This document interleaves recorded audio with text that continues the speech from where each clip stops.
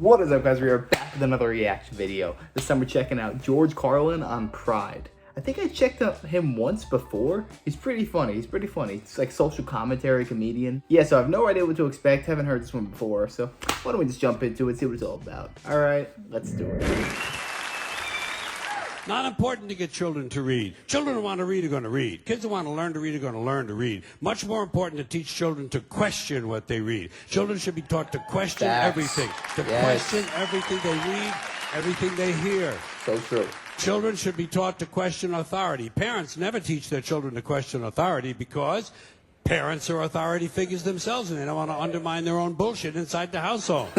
So they stroke the kid, and the kid strokes them, and they all stroke each other, and they all grow up all fucked up, and they come to shows like this. That's actually so freaking true. It's so true, and it's needed in society nowadays. It is so needed because if you don't question authority, then you don't know who's right and who's wrong. You always have to question everything because the person who can't be questioned is the person that rules over you. That's a tyrant. Kids have to be warned that there's bullshit coming down the road. That's the biggest thing you can do for a kid. Tell them what life in this country is about. It's about a whole lot of bullshit that needs to be detected and avoided.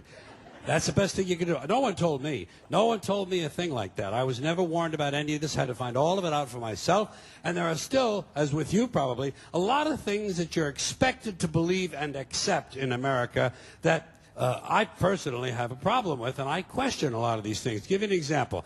I saw a slogan on the guy's car that said, "Proud to be an American." And I thought, well, what the fuck does that mean?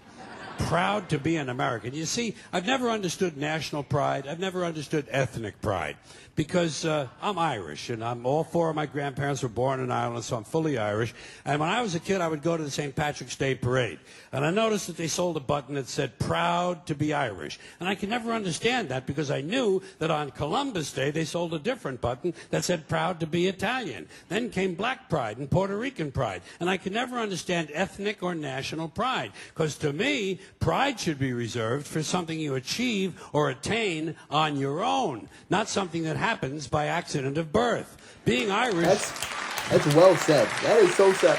I know so many people that are like, "Oh, I'm Italian," and that's like their personality. Their personality is they're Italian. Yeah, I'm proud to be American, Irish, whatever.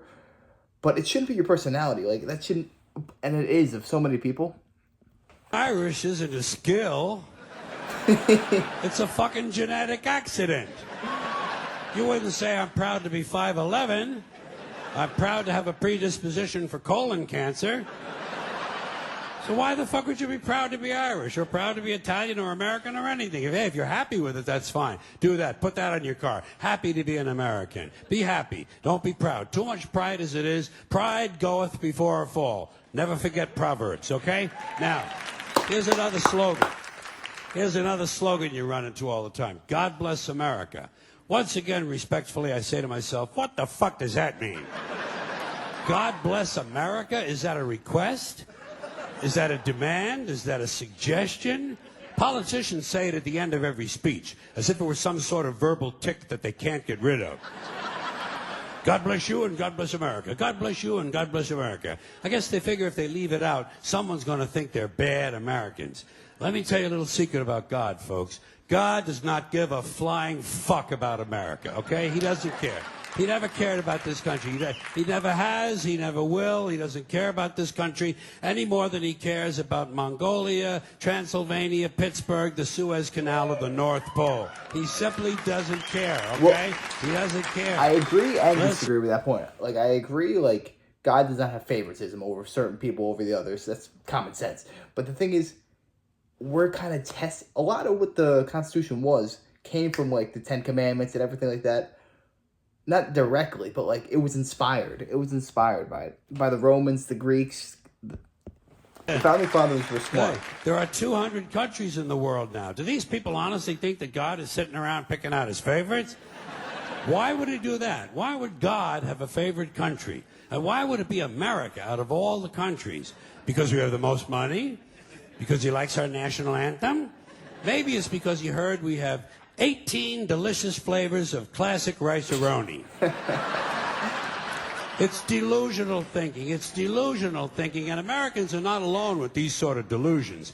Military cemeteries around the world are packed with brainwashed, dead soldiers who are convinced God was on their side. America prays for God to destroy our enemies. Our enemies pray for God to destroy us. Somebody's going to be disappointed. Somebody's wasting their fucking time. That's true. Could it be everyone? Yeah. I mean, he's right on the money on a lot of points. Like, how could people be so deluded that they think their way is the best? Their way is always the best. Now, in some things, I do disagree with what he said. America is a Judeo-Christian country, and we were founded on those principles. So we're kind of taking a lot of God's principles and put it into our laws and systems and everything that we do. And out of all the countries in the entire world, I think America stands for what the Bible says the most out of all the countries. Because, I mean, every single president puts their hand on a Bible before they're sworn in. But that's not to say one human being or one country is greater than another. No, we're all freaking human beings at the end of the day. Treat everyone with respect and stop having so much pride in something that you have 0% control over. You're Italian, congratulations. I'm Irish, congratulations. I'm 5'10". It really makes no difference. Just be a good person, have a cool personality, and people will get along with you. This video is exactly why I just do not understand racism. Because, I mean, how could you be mad at someone for something they have 0% control over? How much of an ignoramus can someone be that they hate someone just on their color of their skin, which they don't have any control over? And you could say the same thing about some chicks, because chicks are like, don't even talk to me if you ain't even 6'2". Like, alright, I have 0% control over that. But if I'm like, hey, don't talk to me unless you're under 200 pounds, because then I'm the bad guy. But yeah, this guy's good. He teaches you to question everything. I think that's a way to live life. Never just take anything blindly. Always question everything you hear. For example, Socrates was freaking exiled at the end of his life because he was teaching the youth this principle. So we always need to question everything. George Carlin, I'm definitely checking out more of you. This guy's sharp. He's sharp as a tack. But anyways, I hope you guys enjoyed this reaction. If you did, make sure to smash that like, comment, subscribe. Let me know what to react to next. I'll be happy to do it. Have a great day, everybody. Take it easy.